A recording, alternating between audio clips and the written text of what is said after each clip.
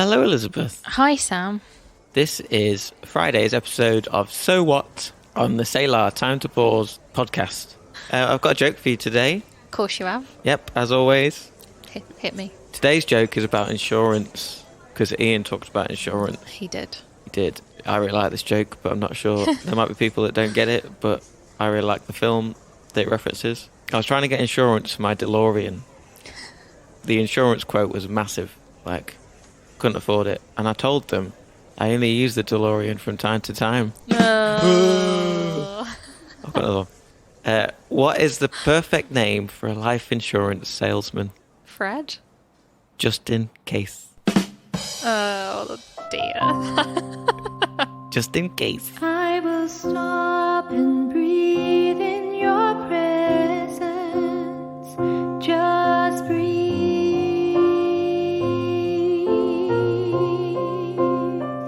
Just breathe.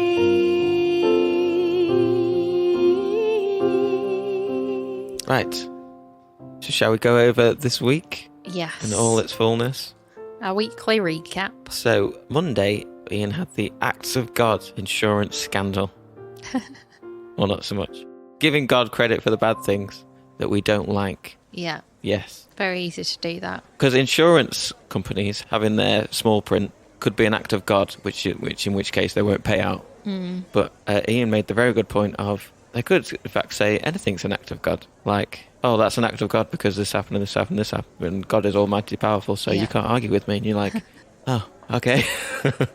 So hopefully, whenever we make a claim, if we need to, they won't say that to us. How many times do we cry out when things go wrong? Now, I wasn't in when you dropped your hummus. Oh, I didn't do that here. I did that at home. Oh, if right. I did it here, that would be even worse because it would have gone on the carpet. And But that I would- dropped it in my kitchen Okay. and I was making a nice little lunch for myself. You love a good hummus, don't you? And I do. Yeah. I'm a big fan. I think a lot of the times when I cry out in anger is when I'm playing golf. It's the most frustrating sport in the world because 1 second you can hit the ball and the next you can't. Sometimes been many a choice word around the golf club, but around the golf course, but never mind. But it's also been a time do we cry out in praise as much as we cry out in anger? Because the other day I cried out in praise on the golf course because I got a birdie. So I was very pleased with myself. It was the most epic putt. It was about, 40 foot. Wasn't even on the green. Putted it. Woo! Birdie. I was running around a golf course with my putter over my head. It was some people looking at me, but I was so pleased. Have you had any times where you've cried out in praise to God? I'm sure there definitely will have been. It's funny asking that question, then you can't think of specific moments. But there's definitely times, when I acknowledge God's goodness, like when things go well, like I was eating tasty food on Eat some honeymoon. hummus. Yeah. And I was just at my brother's wedding the other day, and that was definitely a moment of praise, Oh yeah, definitely. even though that wasn't kind of directly related to my life. Well, part of the episode was thanking everybody. Yeah. Like when Ian had to thank his dinner ladies and the people that made the food and the people that Supplied the food. supplied the food and so on and so on and so on. The people that grew the food, thank the water, thank everything. I think it just makes your life a bit more joyful, doesn't it? Because you're thinking about all the good things. And Ian, he said this quote where he said, there's a beautiful cycle in giving God thanks, and the more we thank him, the more we see him working in us and around us. Gratitude helps us sense God's presence, his personal care, and his perfect timing. And I think that's kind of like what you were just saying, when we have an attitude of gratitude. An attitude of gratitude. It just makes us more joyful, more aware of God at work. Yeah, definitely. Tuesday, I feel like you're just constantly introducing me to new music. Cannot for the life of me remember what the band was called. It had some Apollo Ltd. Apollo Ltd. Apollo Limited. Apollo Limited. I think it's Ltd. I don't know. I've only ever seen it written down. But the song was called Soul Worth Saving, and it was just about how we all need reminding that we've got a soul worth saving. And I liked the bit that you talked about when I think it was near the start when you were like, oh, when someone asks you if you're okay, how often do we actually give a genuine answer? And when we ask that question of someone else, are we actually prepared for a genuine response from them? And then you said, oh, we've all got something going on in our lives and we're all trying to muddle through. And so we all need encouragement and support from one another. because it's hard to know what's going on in other people's lives. And I think the song is a good reminder that we've all got hard stuff going on and things that we've experienced, but those things don't negate us from needing God's love and needing his salvation. And the lyrics of the bridge say, "A worthy soul and treasured heart, beloved more than all the stars, made for heaven by design, worth the rescue every time." And I really love that, because I think it's such a key concept for us to grasp, that even if we were the only person on earth, Jesus would have still died for us. Yeah. Because he thinks we're worth saving. And I've kind of felt like, even though it doesn't explicitly say that in the bridge, that's kind of what it made me think of. And that it doesn't just say a soul worth saving, but it says that we're a heart worth chasing too. And just that picture of God pursuing us. Yeah. And we're not just on this earth for the sake of it, but we're on it to love him and to be loved by him.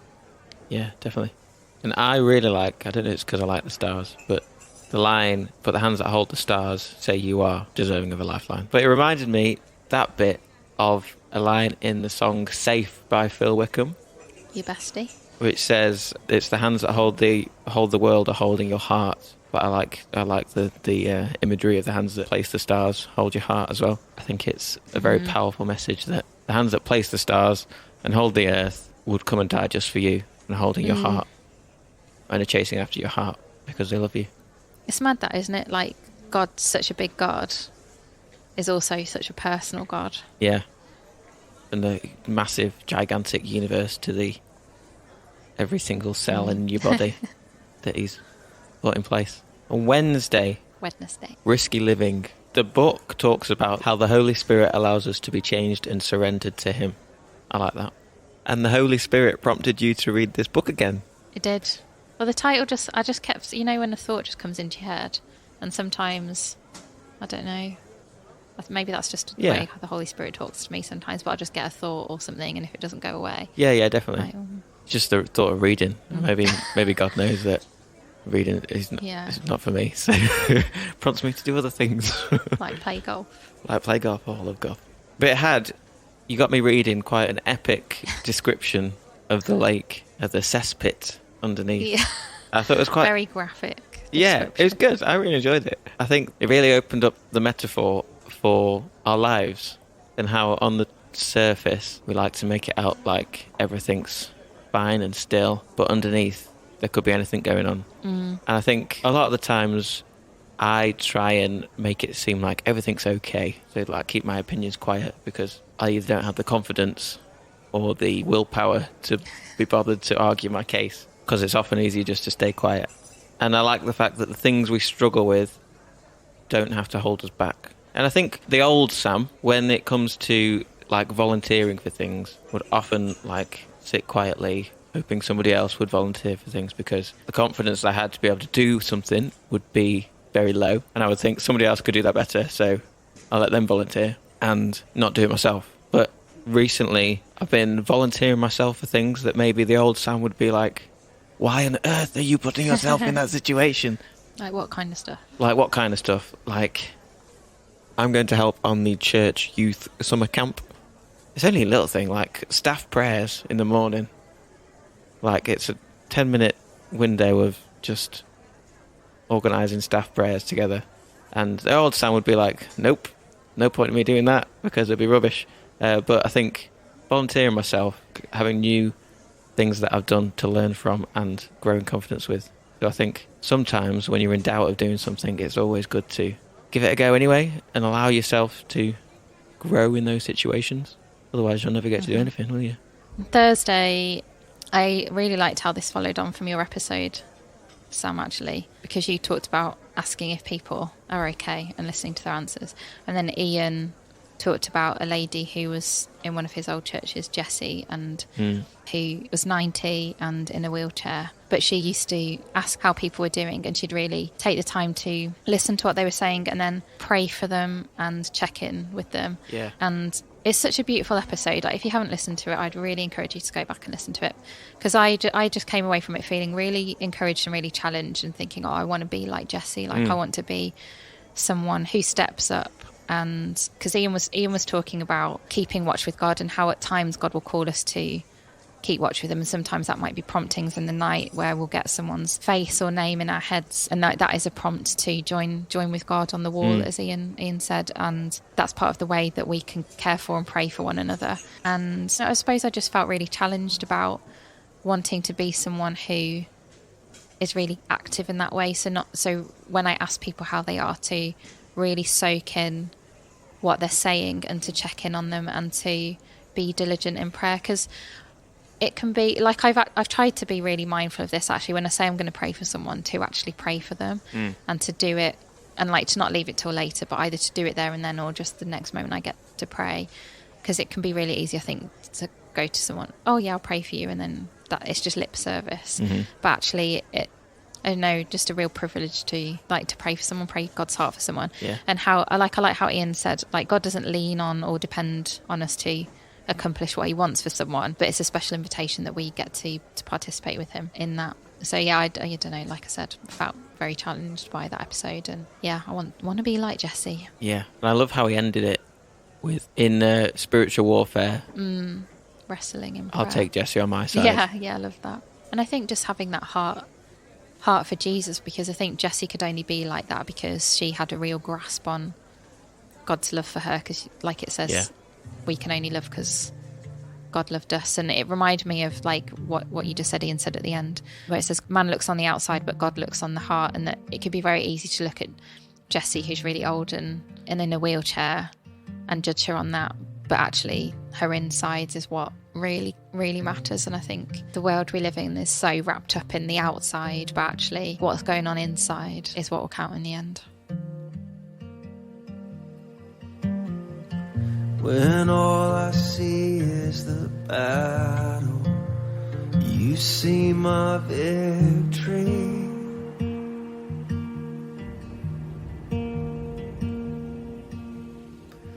When all I see is the mountain, you see a mountain move. And as I walk through the shadow, your love surrounds me.